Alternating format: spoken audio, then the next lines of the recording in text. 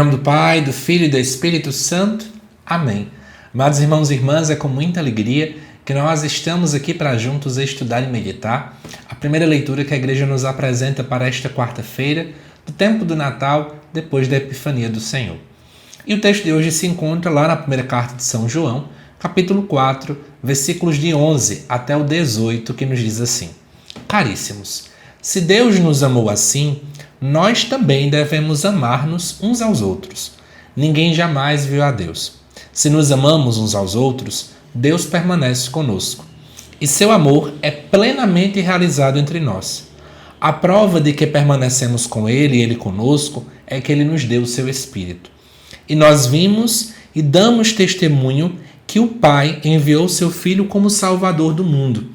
Todo aquele que proclama que Jesus é Filho de Deus, Deus permanece com ele e ele com Deus.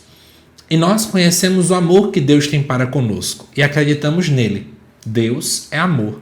Quem permanece no amor, permanece com Deus e Deus permanece com ele. Nisto se realiza plenamente o seu amor para conosco, em nós termos plena confiança no dia do julgamento, porque tal como Jesus, nós somos neste mundo.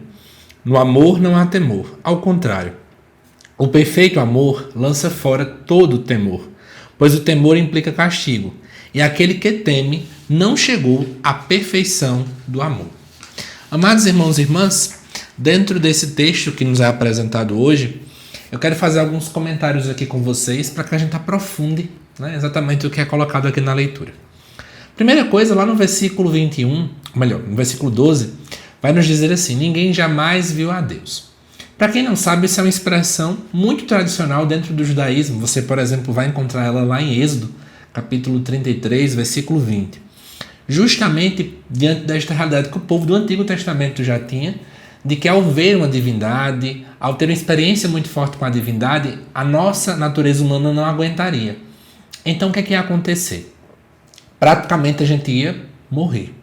Então você vai ver vários momentos em que quando alguém tinha um contato com alguma divindade específica, no caso com Deus, aquela pessoa já entrava em estado de medo, justamente diante disso. Ora, mas se Deus, então, ele é invisível, certo?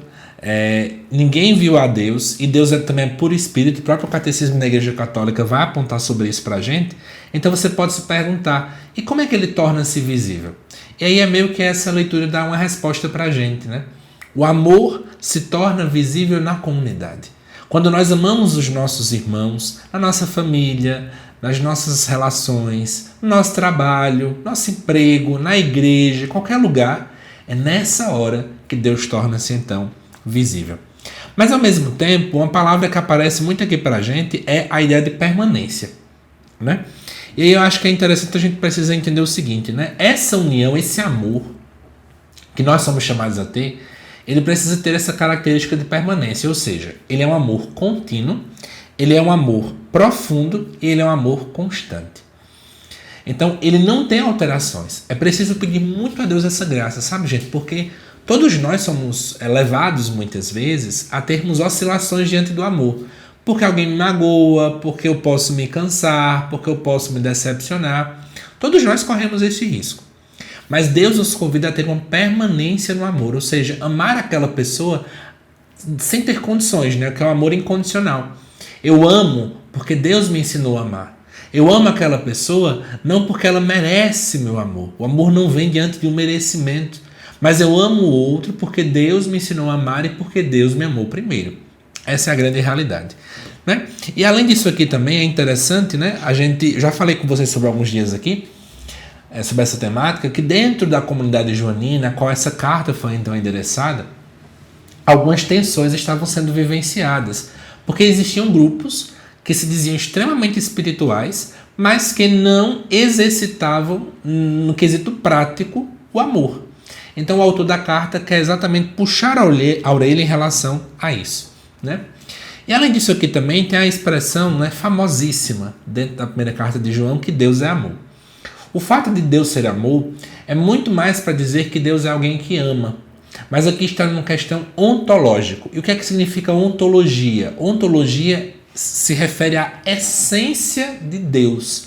Aquilo que Deus é. É muito mais do que o que Deus faz. é aquilo que Deus de fato é. E eu acho que é interessante a gente refletir. Aquilo que Deus é, nós também somos chamados a ser. Eu sou muito mais chamado a ser uma pessoa que é amor do que apenas alguém que faz amor, do que alguém que ama.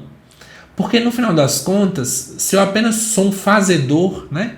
Então uma hora ou outra eu posso parar de fazer. Mas aquilo que eu sou, ele permanece perene, contínuo, constante, profundo. E é isso que de fato nós somos então chamados a ser. Mas eu queria também pontuar a última parte. No versículo 18 diz assim: no amor não há temor. Ao contrário, o perfeito amor lança fora o temor. O amor, na verdade, gente, ele afasta o medo. Porque no final das contas é o seguinte: o amor que nós temos para com Deus, por exemplo, ele não pode ser apenas um amor servil, um amor ligado ao serviço, mas ele se torna um amor de confiança. Eu amo a Deus porque eu confio nele. Eu amo a Deus porque eu confio e sei que nele eu pus a minha esperança. E a confiança e a esperança são contrárias ao medo. A mesma coisa tem que acontecer nas nossas relações, né? Você não pode estar casado, ou você não pode estar se casando, por exemplo, porque eu tenho medo. Eu não posso permanecer no namoro porque eu tenho medo de um término e não sei como é que é a reação da outra pessoa, sabe? Eu não posso somente fazer um gesto de amor porque eu tenho medo do que o outro vai fazer, porque eu tenho medo se o outro vai fazer isso, aquilo. A palavra em momento algum, gente, ela apoia, por exemplo, até atos de violência, como eu já vi gente aí concordando com atitudes dessa forma. Recentemente viralizou um vídeo onde uma pastora, eu acho, ela orientava, né? Ah, se por acaso seu marido bater em você, reze por ele, não é para levar ele para a cadeia, não. Gente, a palavra nunca disse isso. O amor de verdade, ele não tem espaço para os medos. Até mesmo aquela pessoa que tem medo de perder o outro ao ponto de gerar uma dependência afetiva. Cuidado com isso. Nós precisamos depender apenas de Deus, não de alguém que você está namorando, noivando, casando, não importa. Se você percebe que essas relações elas são doentias, elas geram mais medo do que alegria em você, olhe para esse versículo e entenda muito bem, né? O medo implica em castigo. O amor não é um castigo. O amor nos tira dos castigos. O amor não é uma prisão. O amor gera liberdade. Que essa leitura possa então nos levar a refletir sobre isso, tá bom? Se você não é inscrito no canal, se inscreva, deixe seu comentário e sua curtida. Eu te aguardo daqui a pouco, às 7 horas da noite, para o estudo do Evangelho, também desta quarta-feira. Até mais.